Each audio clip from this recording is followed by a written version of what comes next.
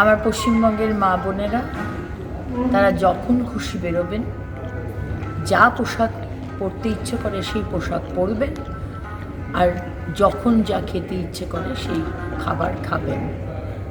কেউ বলবে না আপনাকে কি পরতে হবে, কি খেতে হবে, আর কখন আপনার বেরোনো উচিত বা কখন আপনার বেরোনো উচিত নয়। আমরা বলবো না রাত্রির 8টার পর মহিলারা বেরিয়েছে কেন। মন খুলে খোলা আকাশের নিচে বিজেপি সরকারের আমলে নিঃশ্বাস নিন, স্বাধীনতার নিঃশ্বাস। এবং আরেকটাও সুখবর, এতদিন উইমেন হেল্পলাইন নাম্বার ছিল না, আমরা বহুবার বলেছিলাম।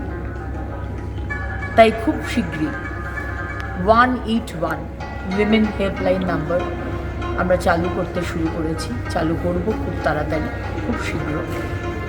এবং এই নাম্বারে ফোন করলে সঙ্গে সঙ্গে জিও ট্যাগিংয়ের মাধ্যমে আপনি কোথায় রয়েছেন, কোথায় আপনি সমস্যায় পড়েছেন, সেই আপনার পজিশন, লোকেশন সঙ্গে সঙ্গে সেই থানার যে আমার সংকল্পপত্রে সেখানে আমাদের সরকার মাননীয় প্রধানমন্ত্রীজি বলেছেন প্রত্যেকটি থানাতে মহিলা হেল্প ডেস্ক থাকবে, সেই থানায় সেই কানেকশন হয়ে যাবে।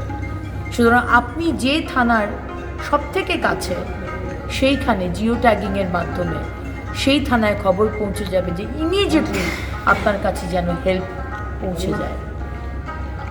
তাই আমার সমস্ত মা বোনেরা, আমার সমস্ত মা দুর্গা, মা লক্ষ্মী, মা কালী, মা সরস্বতী, মা মনসা, মা জগদ্ধাত্রীরা আর মরাল পুলিশিং আপনাদের কেউ করবে না।